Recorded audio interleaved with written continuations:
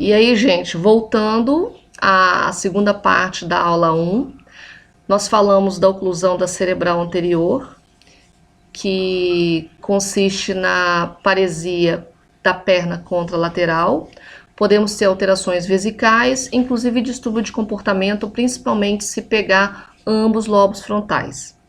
Agora nós vamos falar da artéria nobre do cérebro, que é a artéria cerebral média.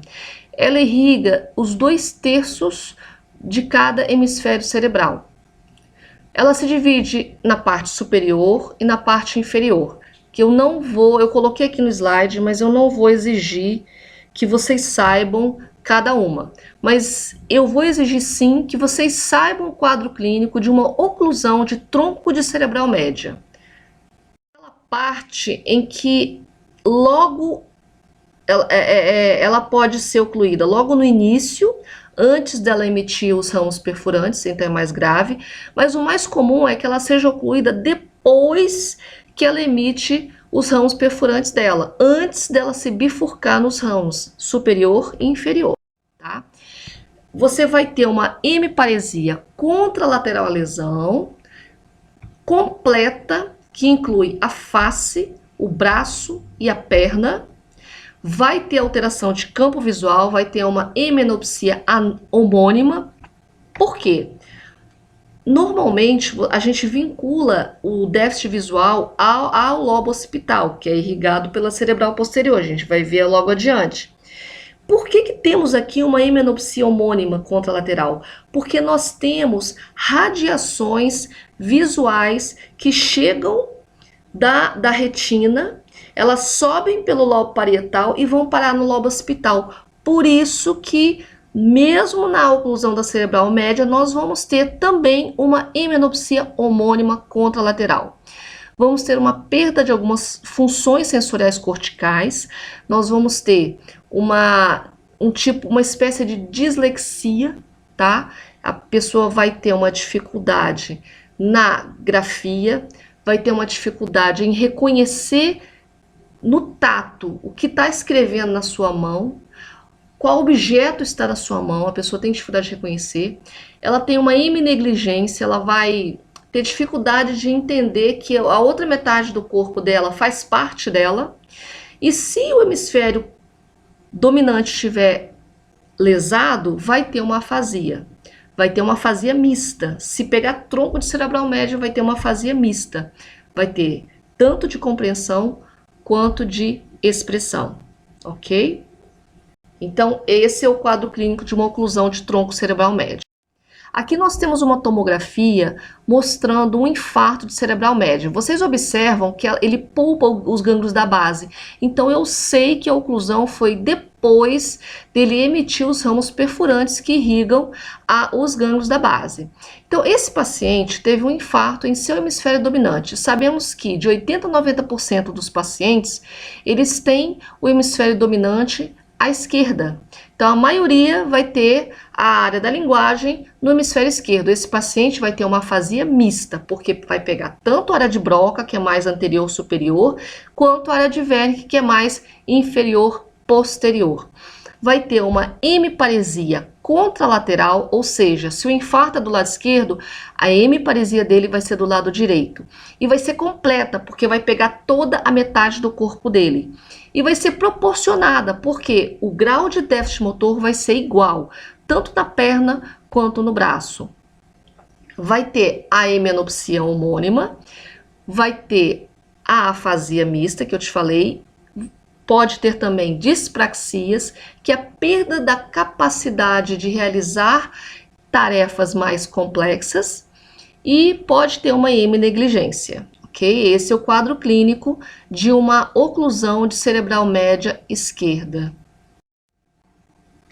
Já na cerebral posterior, ele irriga basicamente o tronco cerebral e o lobo occipital. Então, dependendo de que ponto que a cerebral posterior foi ocluída, ela pode ter, além da hemenopsia homônima, ela vai ter também sinais de paralisia do terceiro nervo craniano. Se pega o lado dominante, pode ter uma anomia, que é uma incapacidade de nomear objetos. pode ter uma alexia, que é uma incapacidade para ler, e uma cegueira cortical, que é uma agnosia visual. A pessoa olha, mas não sabe o que está vendo. Quer dizer, o globo ocular está perfeito, retina perfeita, mas ele não reconhece o que está vendo. Oclusões bilaterais podem provocar uma cegueira completa e uma prosopagnosia, que é uma perda da capacidade de reconhecer os objetos, tá? Cegueira cortical, prosopagnosia. Então, gente, chegando aqui nas oclusões da artéria basilar, lembra que a artéria basilar ela é formada pela junção das duas vertebrais e ela termina dando origem às duas cerebrais posteriores. Ela é uma artéria interessante porque ela origina 4 grandes síndromes neurovasculares. Elas são muito pedidas em prova de residência, eles adoram. São Paulo, então, eles amam. Temos a síndrome de Wallenberg, que é o infarto do mesencéfalo, do bulbo. Síndrome de Wallenberg é o infarto do bulbo, ocasionando sintomas pertinentes aos nervos cranianos mais baixos, do 8º para baixo, mais síndrome cerebelar, né? Então, disfagia, disfonia, vertigem, náuseas, vômitos, e aí da parte do cerebelo, nistagmo, ataxia, incoordenação motora.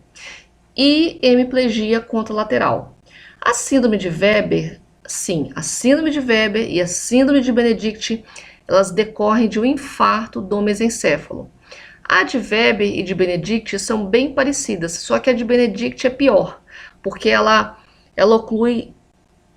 decorre da oclusão de um ramo um pouquinho mais proximal da basilar que irriga o mesencéfalo. Ambos vão dar paralisia do terceiro nervo e vão dar uma hemiplegia contralateral. Então, por exemplo, se é um infarto do mesencéfalo à direita, vai ter uma paralisia de nervo oculomotor à direita e uma hemiplegia esquerda, tá?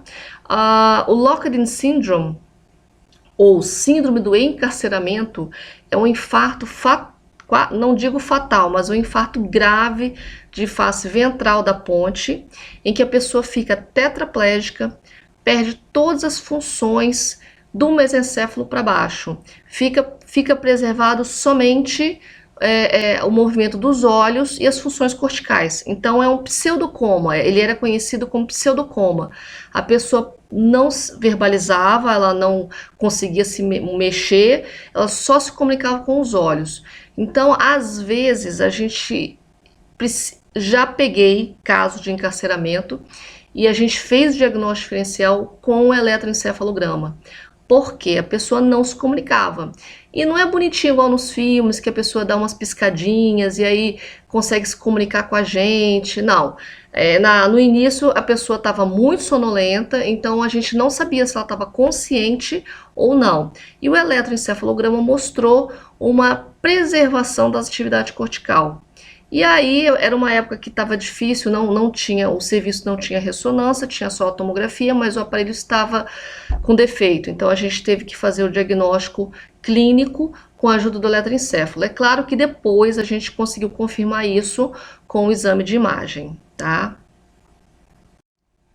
Então aqui nós temos um infarto da parede lateral do bulbo. Então aqui nós temos uma ressonância, o que é cinza é o parênquima cerebral, o que é branco é líquor. É uma sequência chamada T2 da ressonância. Então nós vemos as folias cerebelares e no meinho a gente vê o bulbo.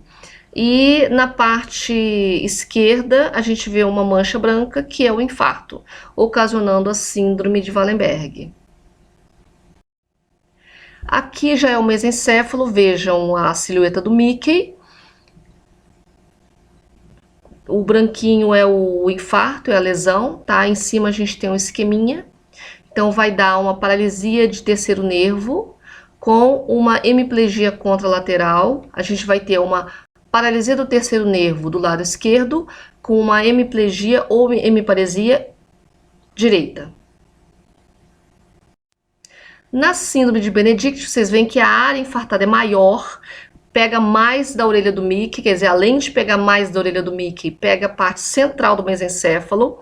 Esse paciente vai ter mais ataxia, vai ter tremor, vai ter como se fosse uma síndrome parkinsoniana, porque o núcleo rubro é ali no meio, tá? E então vai ter também uma hemiplegia e uma hemiataxia contralaterais. Então vocês veem que a lesão, por coincidência, é do lado esquerdo, igual a todas as 3 lesões da síndrome de Wallenberg, da síndrome de Weber e dessa síndrome de Benedict. Por coincidência, pegamos de pacientes diferentes, mas todas do lado esquerdo. Então, um infarto no mesencéfalo à esquerda vai ter uma hemiplegia direita e uma paralisia de terceiro nervo à esquerda, ou seja, do mesmo lado da lesão. Então, essas foram as principais síndromes neurovasculares do AVC, do AVC isquêmico.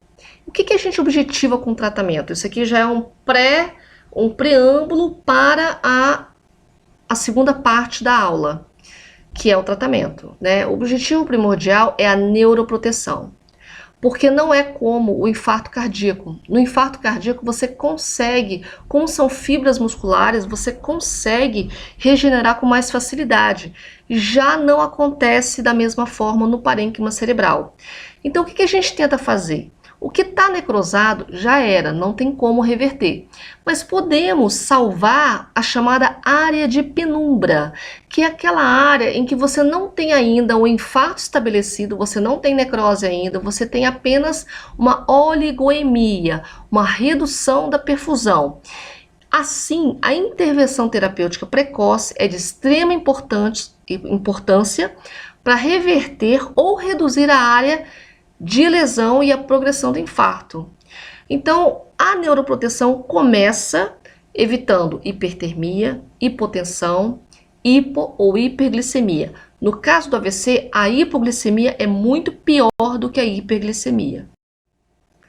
Aqui nós temos um exemplo da questão da área de penumbra.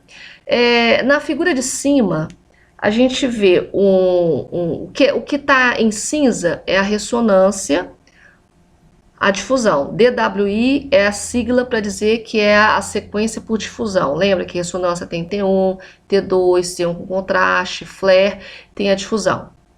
O que está em coloridinho aqui é a perfusão, tá? Então, assim, esse aqui é na fase aguda, ok? Então, vocês veem que na primeira figura, que é a parte de cima, na ressonância por DWI, você tem uma área infartada, ok? Essa área branquinha, ela é irreversível, não tem mais como voltar. Mas quando a gente vê na área de perfusão, vocês veem que essa área colorida que tá vermelho, laranja, verde, é uma área que está em sofrimento. Essa área é a área que a gente pode salvar. Tanto salvou que 7 dias depois do infarto, a gente conseguiu reduzir a área colorida, tá? Então, já agora embaixo você tem uma área grande, lembra que esse território cerebral média esquerda, você vê que a área da difusão é igual, praticamente igual dessa área vermelha aqui, da área de perfusão, dessa área colorida. Então, aqui não tem muito o que fazer, não tem muito o que salvar, tá? Então, essa é a questão de salvar a área de penumbra. Então, em cima a gente vê uma área de penumbra grande que a gente pode salvar. E embaixo não tem muito o que salvar, tem pouca coisa. Aqui nós temos um exemplo melhor. Aqui em cima, então, à esquerda nós temos o DWI, que é a difusão, aí tem aquela lesão branquinha que as setas indicam. E na perfusão é praticamente a mesma coisa. Então, aqui a gente não tem muito o que salvar, tá? A gente chama isso de mismatch, tanto que aqui do lado esquerdo está escrito sem mismatch. Embaixo você tem um mismatch, porque na difusão você tem uma área pequena, que é essa área da seta branquinha, e à direita, essa área vermelha, é a área de penumbra, é a área que a gente pode salvar, tá? Então, esse é o objetivo do tratamento do AVC. Obrigada.